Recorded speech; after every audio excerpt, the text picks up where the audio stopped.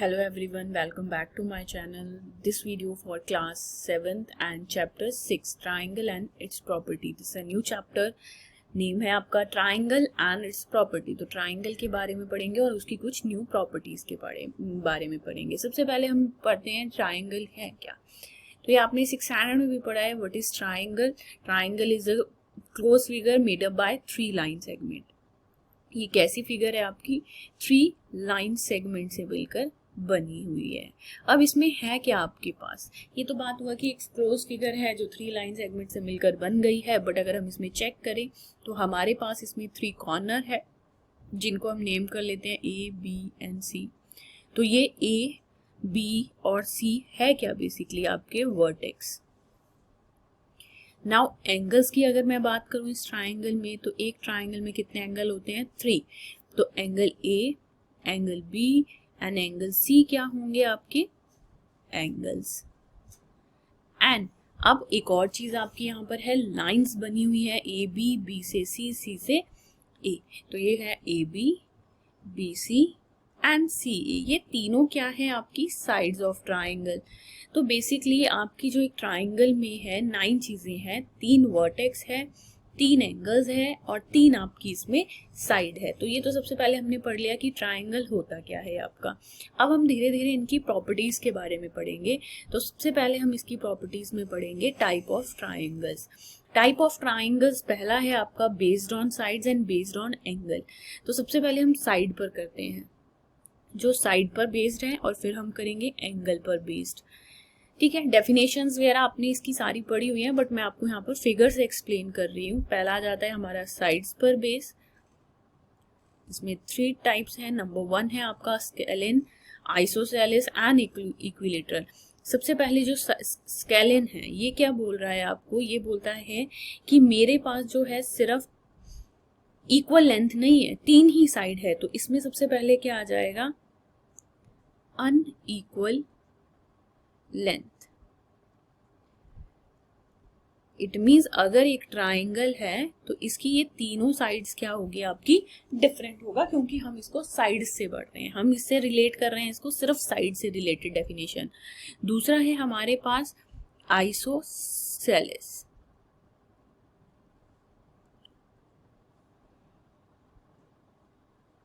Isosceles triangle क्या है आपका. आइसोसेलेस होता है 2 इक्वल लाइन्स. तो यहाँ पर जो ट्राइंगल है इसमें आपकी कोई भी 2 इक्वल साइड होती है और थर्ड अनइक्वल होती है. तो ये बन गया हमारा आइसोसेलेस. एंड नेक्स्ट है आपका इक्विलेटरल ट्राइंगल. इक्विलेटरल ट्राइंगल कैसा है आपका जिसमें इक्वी से ही पता लग जाएगा जिसकी तीनों साइड्स इक्वल हो गई. तो 3 इक्वल साइड्स. तो तीनों डेफिनेशन में हम साइड से लेकर बात कर रहे हैं. तो यहाँ पर जो लेंथ आ गई साइड्स की वो तीनों की क्या होगी इक्वल होगी. यहाँ पर 2 और यहाँ पर 1 भी नहीं होगी. अब सेम एंगल्स पर चलते हैं. एंगल्स में भी हमारे पास 3 ट्राइंगल्स हैं. पहला जो ट्राइंगल है वो है हमारा एक्यूट एंगल. एक्यूट वर्ड से ही हमें पता लग जाएगा एक्यूट एंगल का क्या मतलब हुआ जिसमें आपका एंगल क्या है 90 से छोटा है. जो हमने एंगल की डेफिनेशन भी पढ़ी थी. तो यहाँ पर आ जाएगा 3 एक्यूट एंगल्स. मतलब बेसिकली यहाँ पर जो तीनों एंगल होंगे ट्राइंगल के वो 90 से छोटे होंगे. फिर सेकंड है आपका ऑब्ट्यूस.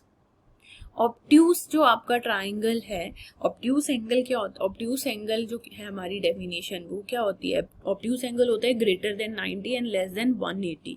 तो यहाँ पर ऑब्ट्यूस एंगल क्या हो जाएगा 1 ऑब्ट्यूस एंगल इज देयर. यहाँ पर तीनों की बात की गई है. ऑब्ट्यूस में अगर रीजन आपको बताना होगी एक ही ऑब्ट्यूस क्यों बोला क्योंकि अगर हम ट्राइंगल में तीनों ऑब्ट्यूस ले लेते हैं 110 110 110 100 ले लिया चलो. तो ये आ गया 1 + 1 2 1 + 1 + 1 3 320 डिग्री आ गया. तो angle total sum of 3 angle का ट्राइंगल क्या होता है 180 होता है. तो 320 तो बहुत बड़ा हो गया आपका. तो इसीलिए यहाँ पर only 1 obtuse angle is there. It means जो आपका एक एंगल होगा ट्राइंगल का इस तरीके का कुछ एंगल बनेगा. दिस विल बी और ग्रेटर देन 90 डिग्री। लास्ट आपका जो आ गया वो है राइट एंगल। राइट एंगल में कितने राइट एंगल होने चाहिए? अगेन यहाँ पर 1 राइट एंगल होना चाहिए, एक 90 डिग्री एंगल होना चाहिए। तो एक सीधा 90 डिग्री बन गया आपका, तो ये हो गया 90 डिग्री। तो देखो यहाँ हमने 6 टाइप्स पढ़ ली। 3 हमारी बेस्ड है, तीनों जो साइड्स पर बेस्ड है, और जो 3 है आपकी वो किस पर है? एंगल पर बेस्ड है। थोड़ा थोड़ा सा डिफरेंस है आपका तीनों एंगल्स की डेफिनेशंस में। अब करते हैं नेक्स्ट मूव ऑन, जो हमारा इस चैप्टर की मेन टॉपिक है। ये तो आपकी प्रीवियस थोड़ी सी इंफॉर्मेशन थी। नेक्स्ट मूव ऑन करते हैं हम अपना, that is your median and altitude of triangle. तो मीडियन क्या होता है? सबसे पहले the line segment joining a vertex of a triangle to the midpoint of its opposite side is called median. median word क्या है? mid में जो कट कर रहा है। a triangle has 3 medians. अगर हम एक ट्राइंगल ड्रॉ करें, ये आ गया एक ट्राइंगल, रैंडम ट्राइंगल है, कुछ स्पेसिफिक। अब ये बोल रहा है कि हमें एक लाइन ड्रॉ करनी है एक वर्टेक्स से। मैंने ये ऊपर वाला वर्टेक्स लिया जो आपकी लाइन को मिड में काट रहा है, बेस लाइन को मिड में काट रहा है। मिड में काटने का मतलब है जो ये बेस लाइन है ये दोनों इक्वल पार्ट हो जाएंगे इस मीडियन के आने पर, जो इस पॉइंट पर कट करेगा। A line segment joining a vertex of a triangle to the midpoint of its opposite side, ये वर्टेक्स और इसकी ऑपोजिट साइड, तो ये क्या बन गया? मीडियन। इसको हम क्या बोल रहे हैं? मीडियन, जो बेस को इक्वल पार्ट्स में कट कर रहा है। ऐसे ही एक वर्टेक्स से बनेगा, दूसरे वर्टेक्स से भी और तीसरे से भी, तो इसलिए यहाँ लिखा गया कि 3 मीडियंस है हमारे पास। अब आ गया हमारे पास next altitude. The perpendicular line segment from a vertex of a triangle to its opposite side is called an altitude. अब ये बोल रहा है कि एक परपेंडिकुलर हम सेम वर्टेक्स से अपने बेस पर ड्रॉ करेंगे। तो हम यहाँ पर लेते हैं अगेन एक ट्राइंगल। अब ये बोल रहा है कि वो इसके मिड पे नहीं कट करेगा। अब ये बोल रहा है परपेंडिकुलर। परपेंडिकुलर लाइंस कैसी होती है? जो 90 डिग्री में आती है। इस वर्टेक्स से हम सीधी लाइन ड्रॉ करेंगे जिसको हम हाइट ऑफ ट्राइंगल भी बोल सकते हैं। तो ये क्या आ जाएगा आपका? परपेंडिकुलर का मीनिंग होता है सीधी straight line which is the height of any object, और ये क्या एंगल बनाती है यहाँ पर?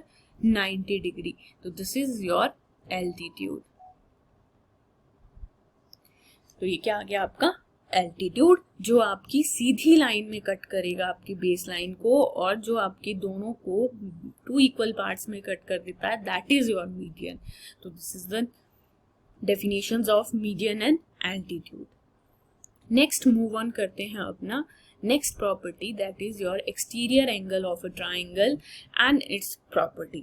अब ये property क्या बोल रही है? सबसे पहले आपके पास क्या कौन सी property है? An exterior angle of a triangle is equal to the sum of its interior opposite angle. तो सबसे पहले यहाँ पर एक फिगर बनानी पड़ेगी हमें। ये बन गई आपकी एक ट्राइंगल जिसमें हमें एक इंसर्ट करनी पड़ेगी लाइन, क्योंकि हमें यहाँ पे एक्सटीरियर भी बनाना है, ये बाहर को भी चाहिए हमें।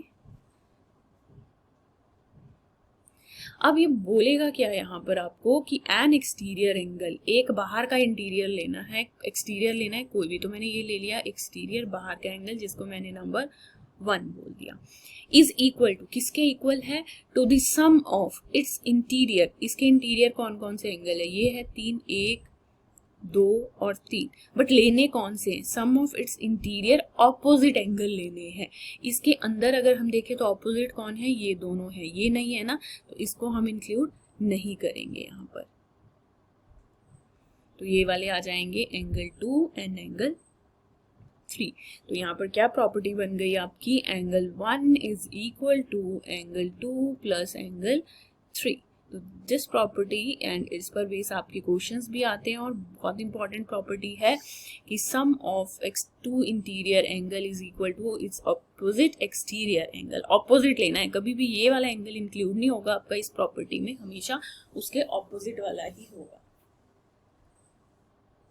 नेक्स्ट चलते हैं अपना नेक्स्ट प्रॉपर्टी पर। नेक्स्ट प्रॉपर्टी है आपकी angle sum property of triangle, जो हमने अभी बात की थी कि total measure of 3 angle of a triangle is 180 degree.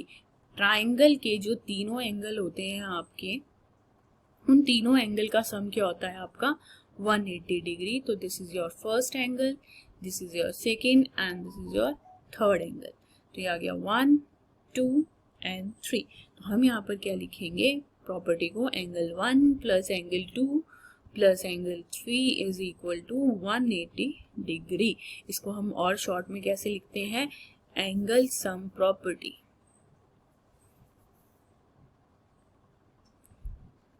Angle sum property of a triangle. एक ट्राइंगल के तीनों एंगल का सम कितना होता है आपका, 180 डिग्री। नेक्स्ट मूव ऑन करते हैं अपनी नेक्स्ट प्रॉपर्टीज पर। यहाँ पर 2 स्पेशल ट्राइंगल दिए गए हैं जिनके बारे में हमने अभी ऊपर पढ़ा भी था, equilateral and isosceles. A triangle in which all 3 sides are equal in length is called a equilateral triangle. अगर एक इक्विलेटरल ट्राइंगल है तो इसकी तीनों साइड इक्वल होती है और each angle has a 60 degree. तो तीनों एंगल का सम भी कितना है बता रहा है, वो आपको 60 डिग्री होता है। तो दिस इज अ स्पेसिफिक कि अगर तीनों साइड इक्वल है तो उसके तीनों एंगल भी क्या होंगे, 60 डिग्री होती हैं।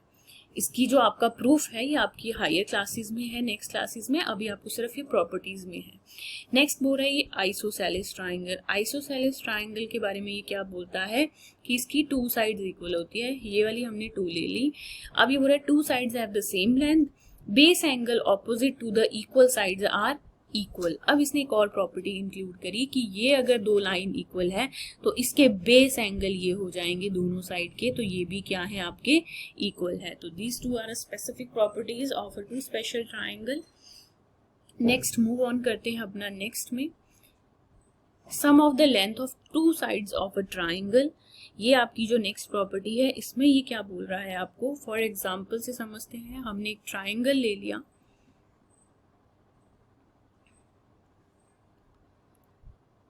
अगर हम इसकी कुछ एग्जाम्पल लेते हैं कि ये 9 सेंटीमीटर है, ये 11 सेंटीमीटर है और ये 14 सेंटीमीटर। ये बात क्या कर रहे हैं यहाँ पर, the sum of the length of any 2 side, किसी भी 2 का सम लेना है, is greater than the third side, वो हमेशा तीसरी साइड से बड़ा आना चाहिए।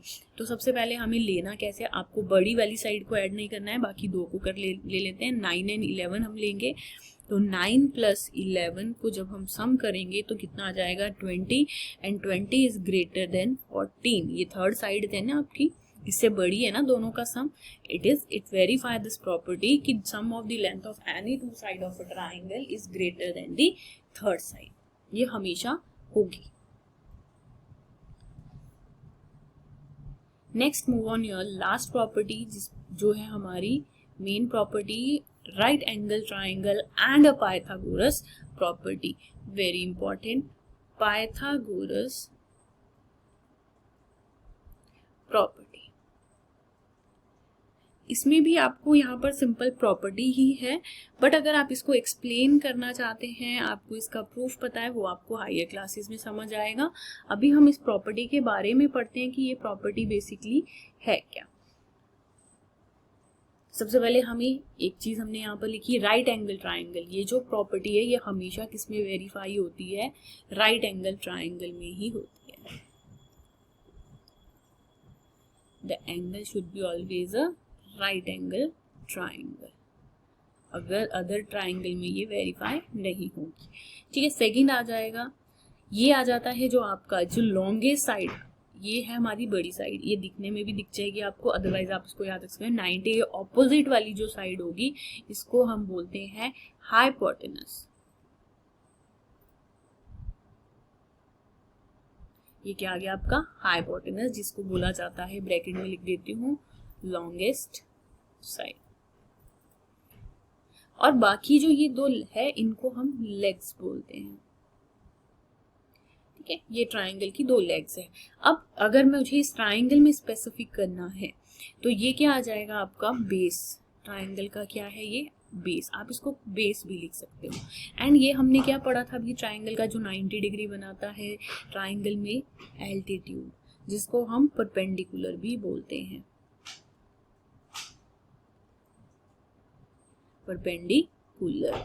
हाइट है ना 90 डिग्री बना रहा है, परपेंडिकुलर लाइन यही होती थी ना जो आपका 90 डिग्री बनाती, तो ये लाइन आपकी 90 डिग्री बना रही है इस ट्राइंगल में, इसलिए इसको हम परपेंडिकुलर बोलते हैं। या तो आपको लेग्स के थ्रू समझाया जा सकता है या परपेंडिकुलर है बेस पे। अब पाइथागोरस बोलता क्या है आपको, सबसे पहले याद रखना है ये प्रॉपर्टी हमेशा आपकी राइट एंगल ट्राइंगल में ही वेरीफाई होती है। अब आ जाता है कि पाइथागोरस है क्या आपकी। पाइथागोरस बोलती है आपकी हाइपोटेनस का स्क्वायर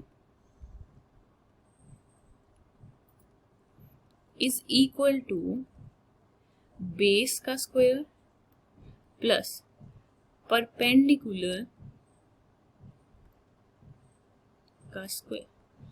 और अगर एक्सप्लेन करा जाए तो आप इसमें ऐसा बोल सकते हो कि sum of square of two side of triangle is equal to your square of the hypotenuse. इसको शॉर्ट में कैसे लिखते हैं, hypotenuse for H square, B for base and P for perpendicular. तो ये आ गई आपकी पाइथागोरस प्रॉपर्टी। कई जगह बुक्स में आपको इसमें H square is equal to A square plus B square भी दिया जाता है, जिसको लेग्स के उसमें लिखा जाता है। A and B is the legs of the triangle. तो जो भी इस तरीके से आपको समझ आता है आप दोनों यूज कर सकते हो, बट बेसिकली ये वाला आपको इसलिए बेटर है क्योंकि आगे क्लासेस में आप इसी फॉर्म में इसको पढ़ोगे। तो this is the Pythagoras property and in सभी पर बेस्ड हम कुछ क्वेश्चंस करेंगे। अब आपकी जो एक्सरसाइज है वो हम नेक्स्ट वीडियो में स्टार्ट